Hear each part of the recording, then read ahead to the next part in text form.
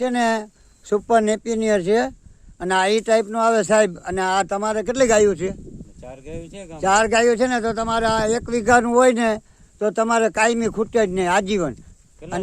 અને 20 વર્ષ હાલ્યા. હે વાઢ કેટલા ટાઈમમાં આવે? આ વાઢાનો મહિનામાં વાઢ આવે, મહિનામાં વાઢ આવે.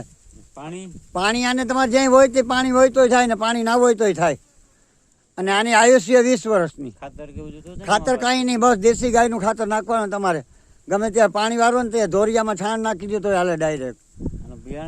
આનું બિયારણ અહીં મળી જાય. હું તમારે જોઈએ એટલું હું ફ્રીમાં આપું, ગાયો માટે ફ્રીમાં, કાંઈ પૈસા જ નથી લેતા અમે. હા એ ઝીંજવી છે, ઝીણી, એ ઝીંજવી ઘાસ કહેવાય. એ થાય કાયમ, પણ એનો છે ને આપણે ઝડપથી ચારાની ભારી ન થાય અને આની ઝડપથી થઈ જાય. હા એ ઝીણો જ દાણો થાય, આનો મકાઈ જેવો દાણો થાય, ગુંદરી જેવું બે થાય. ના મકાઈ નથી, આ ઘાસ છે, એ ટાઈપનું ઘાસ આવે.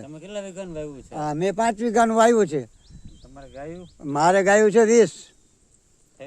ના થઈ, બીજું મકાઈ ને જુવાર ને બધું વાવ્યું છે વાડીમાં. એટલે આ તો 5 વીઘાનું છે ને, કોઈ દી લીલું ખૂટે જ નહીં કાયમ માટે. આ 20 વર્ષ સુધી ઉપાધિ ને એકવાર વાવી દઈએ એટલે. મકાઈ હવે વાવી જ ને, આના પછી મકાઈ હોય, ચોમાસામાં પડી જાય, આ પડે નહીં.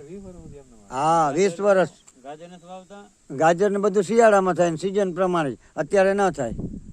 એટલે અત્યારે આ જુવાર વાવી છે, આ હાઇબ્રિડ છે, નેપિનિયર છે, સુપર નેપિનિયર. અને આ બીજી એવી જુવાર આવે, એ ટાઈપની જ આવે, જાડું રાડું ના થાય બહુ. અને આ બિયારણ હું તમને આપી દઉં, એટલે વાવી આવીને કટકા ચોપી દેવાના. હા ટ્રેક્ટર હાથેથી જેમ વાવવું એમ વવાય, શેરડી વાવી એમ વાવવાનું. ઓ એ તો બહુ જ થઈ ગયું છે, જોવું ને આમાં જંગ થઈ ગયું છે. અમારે તો ગાયોની સેવામાં ફ્રી આપી, કોઈને બી જોતું હોય. વેચાતું અમે કોઈને આપતા નથી, ફ્રીમાં જ આપી.